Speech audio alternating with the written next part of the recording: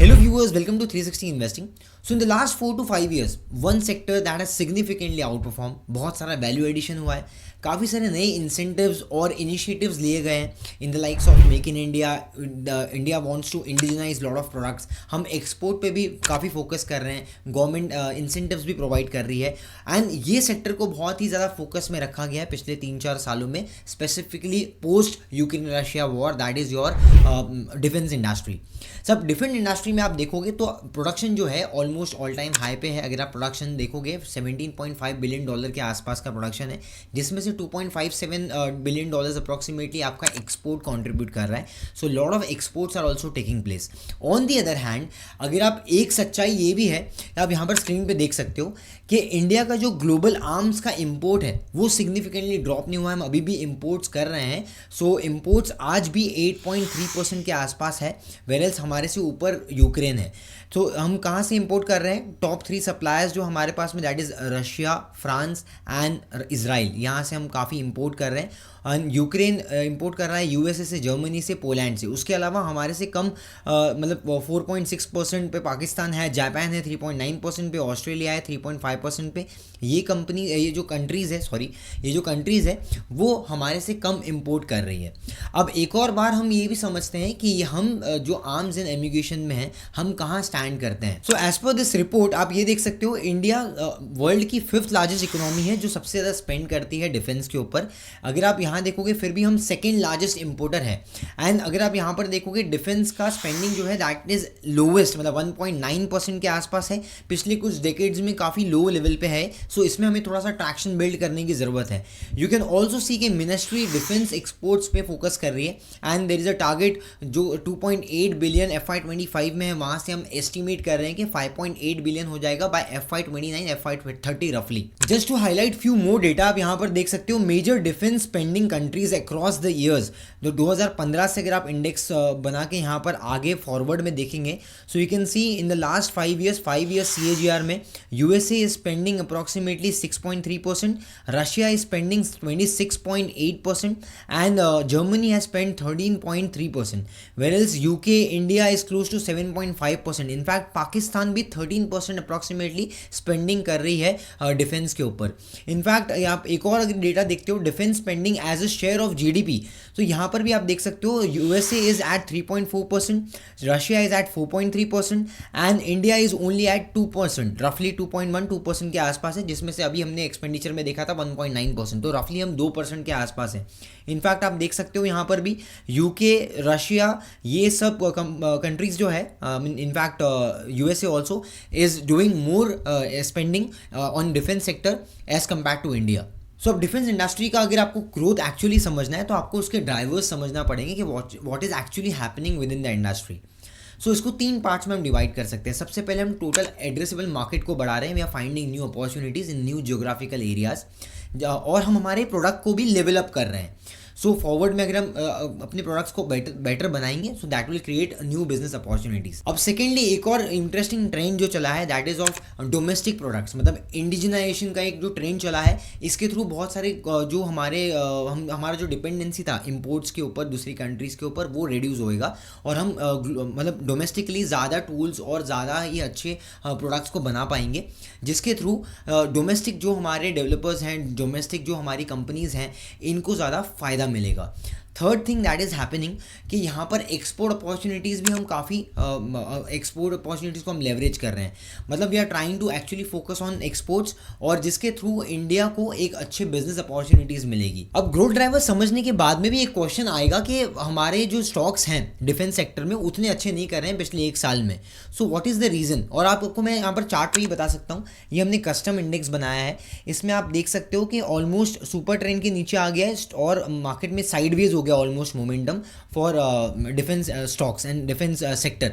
तो बेसिकली यहाँ पर डिफेंस का जो सेक्टर है वो कुछ बहुत ज़्यादा मेजर मोमेंटम हमें नहीं देखने मिला. इनफैक्ट निफ्टी का भी डिफेंस इंडेक्स ऑलरेडी है यहाँ पर.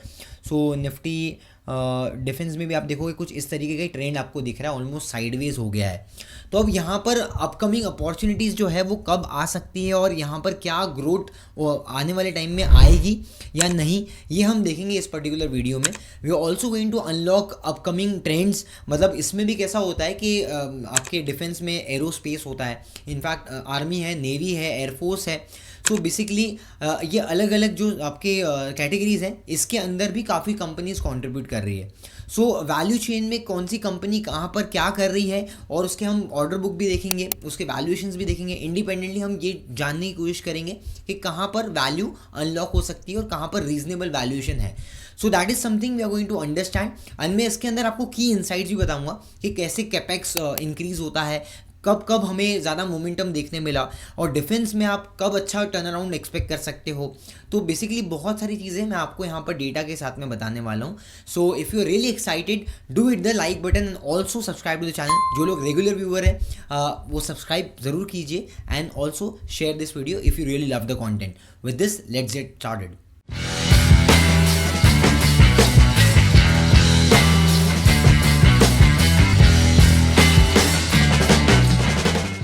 अब डिफेंस के वैल्यू चेन में यू विल सी दिस, पहले सबसे बेस मटेरियल्स होते हैं आपके, उससे आपको कंपोनेंट्स बनाने होते हैं, एंड उसके अलावा सिस्टम प्रोडक्ट्स बनते हैं जिसमें असेंबली, इंटीग्रेशन, टेक्नोलॉजी, टेस्टिंग वगैरह होती है, and then platforms and equipments, मतलब एक पूरा डिज़ाइन, इंजीनियरिंग, टेक्नोलॉजी, एक एडवांस टेक्नोलॉजी डेवलप होती है। अब इसके अंदर क्या क्या होता है आपको मैं यहाँ पर बताता हूँ। मटेरियल वाली कैटेगरी में आप देख सकते हो, इसमें जो लैंड्स के ऊपर होते हैं basically battle tanks, artillery guns वगैरह, बाकी इक्विपमेंट्स भी होते हैं। उसके अलावा नेवी में अगर आप आओगे तो डिस्ट्रॉयर्स हैं, फिर सबमरीन्स है, एयरक्राफ्ट कैरियर्स हैं, जिसमें आप GRSC देख सकते हो, कोचिन शिपयार्ड देख सकते हो, राइट।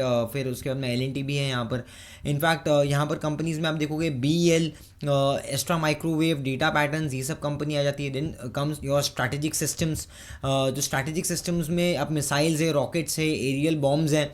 सो अब यहाँ पर आप देख सकते हो BDL हो गया, वहाँ पर सोलार इंडस्ट्रीज़ हो गई, एंड उसके अलावा आप यहाँ पर कंपनीज़ में देखोगे Premium Explosive, then your Solar Industries into this category. Then again air force में अगर आप देखोगे जिसमें HAL आता है, सोलार इंडस्ट्रीज़ आती है, देन आइडिया फोर्स, ड्रोन्स वगैरह में, हेलीकॉप्टर्स हो गया, एयरक्राफ्ट हो गया। तो ये बेसिकली अलग अलग लेवल पे मतलब ये जो है हाईएस्ट लेवल है प्लेटफॉर्म, और आपका जो टेक्नोलॉजी है, ड्रोन्स वगैरह, एयरफोर्स वगैरह हो गया, ये एयरक्राफ्ट, ये हाईएस्ट टेक्नोलॉजी है। अब इसके अंदर भी क्या है, कुछ टूल्स हम बना रहे हैं, काफ़ी सारे हम इंपोर्ट कर रहे हैं, तो बहुत सारी चीज़ें हैं। तो इसको हम एक जो प्लेटफॉर्म है पूरा हमें खुद का ही बनाना है, तो हम कंप्लीट सेंस में आत्मनिर्भर बनेंगे। तो that is something we are planning for. So जैसे मैंने आपको टैम की बात की थी, यहाँ पर आप देख सकते हो इंडिया का जो अभी यहाँ पर प्रेजेंस इधर है अप्रॉक्सीमेटली 2% और बिलो 2%, जहाँ पर हम डिफेंस एक्सपेंडिचर कर रहे हैं।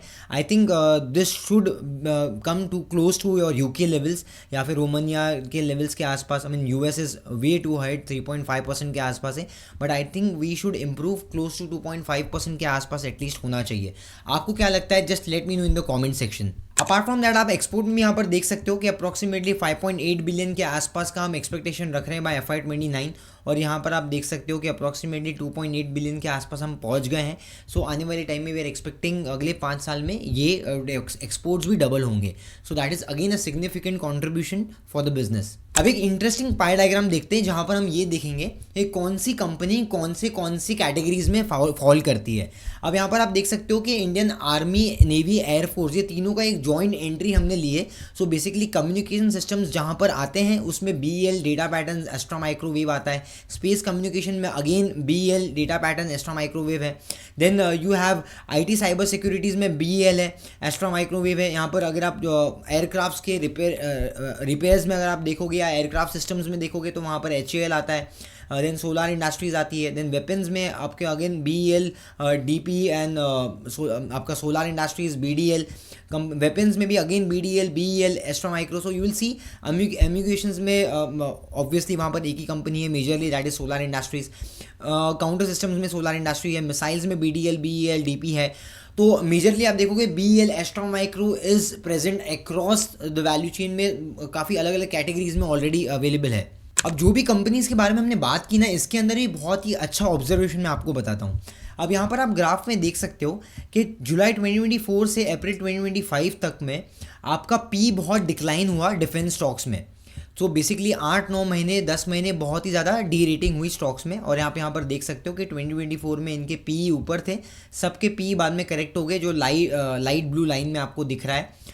तो और उसके बाद में आप देख सकते हो अप्रैल 2025 के बाद में सब में री रेटिंग हुई, सबके पी इंक्रीज हो गए।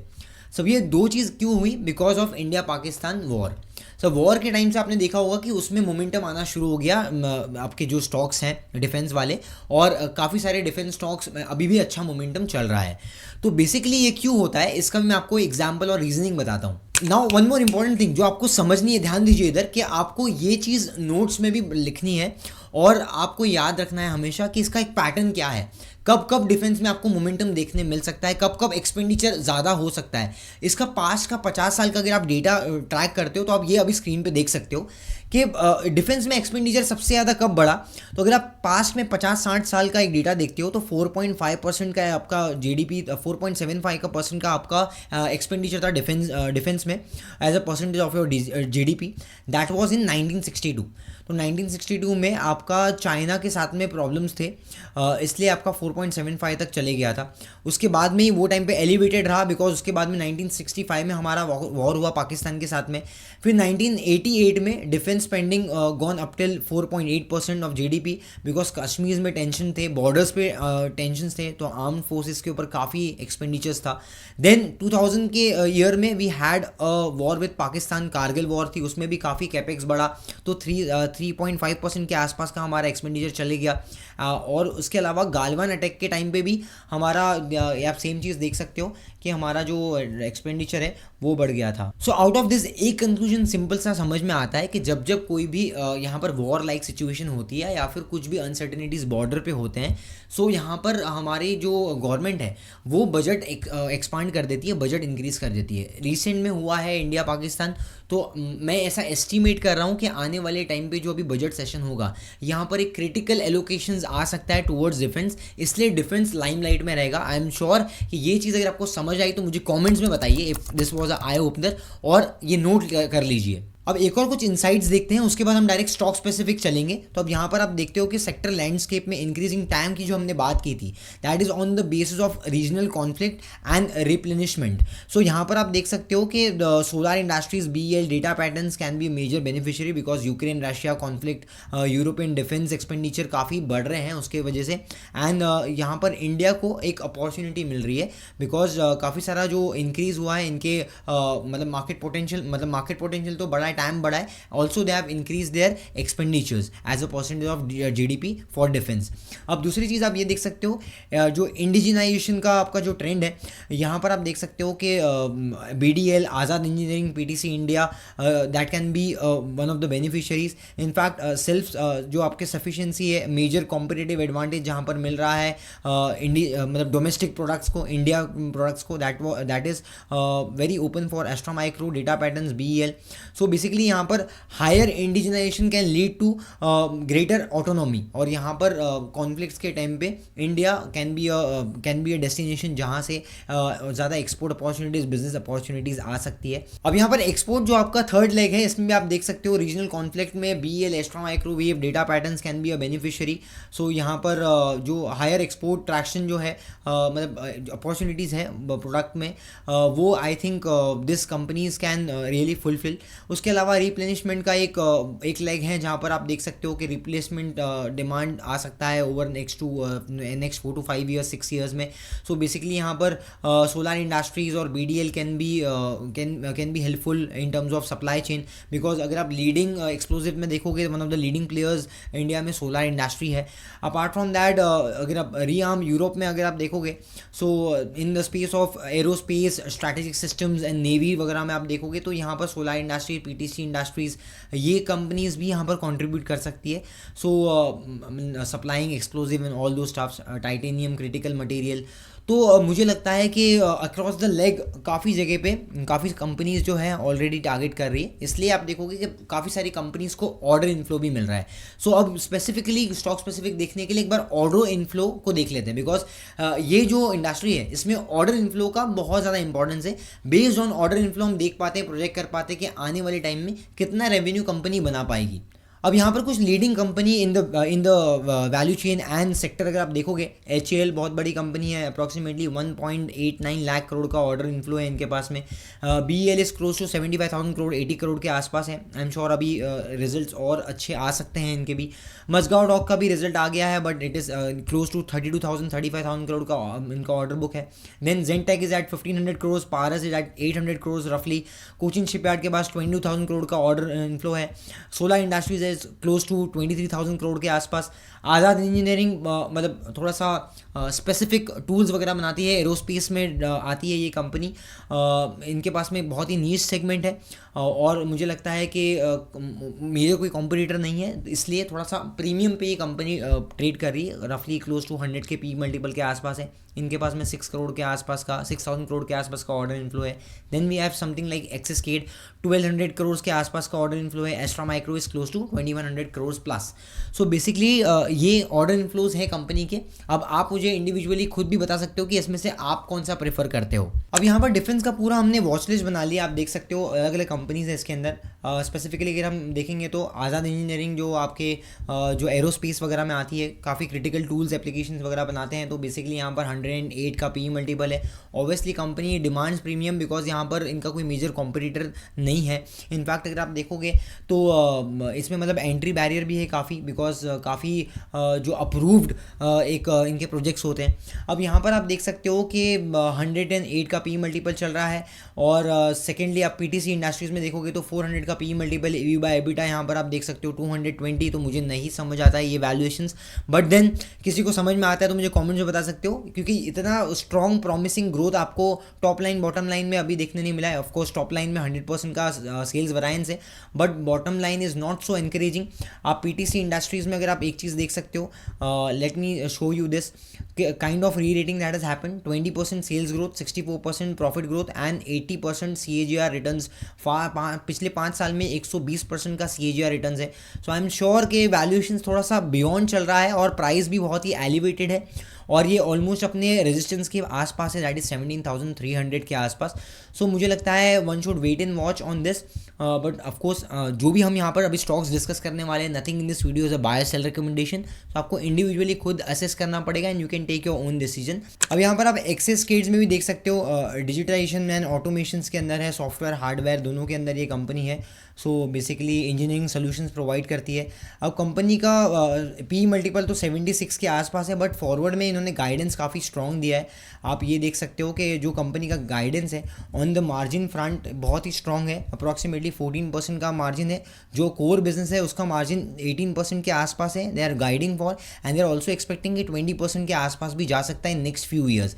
अपार्ट फ्रॉम दैट 25% के आसपास का जो ग्रोथ गाइडेंस कंपनी रेवेन्यू में दे रही है, जो you can see this revenue growth guidance for company approximately 25% के आसपास का 25% revenue growth guidance from core and non core and 300 basis points improvement for EBITDA margins. This is something they are expecting in the recent times. तो यहाँ पर 1300 करोड़ के आसपास का इनका कुछ ऑर्डर बुक भी है। तो बेसिकली वहाँ पर they are expecting healthy margin. तो ऑलमोस्ट यहाँ पर आप देख सकते हो कि कंपनी का जो ट्रैक रिकॉर्ड रहा है काफ़ी सॉलिड रहा है। इनफैक्ट यहाँ पर भी आप देख सकते हो, see this the kind of sales growth that company has delivered 34%, 16%। अभी रिसेंट में थोड़ा सा कम हुआ है, बट यहाँ पर 12% से लेके 14-15% के आसपास तक का कंपनी का जो मार्जिन है वो आ गया है। सो फॉरवर्ड में गाइडेंस अच्छा है, इसके लिए इसको हायर पी मल्टीपल मिल रहा है। बट आपको इंडिविजुअली इसका ट्रेंड और इसका जो ग्रोथ मोमेंटम है वो आपको ट्रैक करना पड़ेगा, बिकॉज रिसेंट में परफॉर्मेंस अच्छा है। अगर आप हिस्टोरिकल परफॉर्मेंस देखोगे तो यहाँ पर पास्ट में कंपनी लॉसेस में भी थी। 2020-2021 से पहले भी कंपनी लॉसेस में थी। तो in recent times due to this tailwinds in this particular sector यहाँ पर काफ़ी मोमेंटम स्टॉक्स में आया है। सो अभी सेकेंडली आप ये देख सकते हो कि इसमें कुछ ऐसे भी स्टॉक्स हैं जो काफ़ी हेल्दी हैं। जैसे अगर आप देख सकते हो कि BEL हो गया या फिर आप HAL देख सकते हो, तो इसमें काफ़ी बड़ा ऑर्डर इन्फ्लोज है. In fact Mazagon Dock is also one of the promising stocks. One more company in the sweeping space that is your Mazagon Docks. Mazagon Docks 48 के पी मल्टीपल पे चल रहा है. कंपनी ऑपरेटिंग मार्जिन्स काफ़ी हेल्दी है. यहाँ पर आप आके देख सकते हो कि कंपनी का जो पीयर टू पीयर एनालिसिस में ROC is quite healthy, right. So return ratio is not a problem. बहुत ज़्यादा मेजर डेट भी नहीं है कंपनी के अंदर. It's a cash free company, मतलब debt free company, cash rich company. So यहाँ पर सेल्स में अगर आप देख सकते हो कि 20% के आसपास का ग्रोथ रहा है. पास में 35% भी कंपनी डिलीवर किया है. इनफैक्ट आपका ऑपरेटिंग मार्जिन्स काफ़ी इंक्रीज हुए हैं, 8% से 18% हो गए.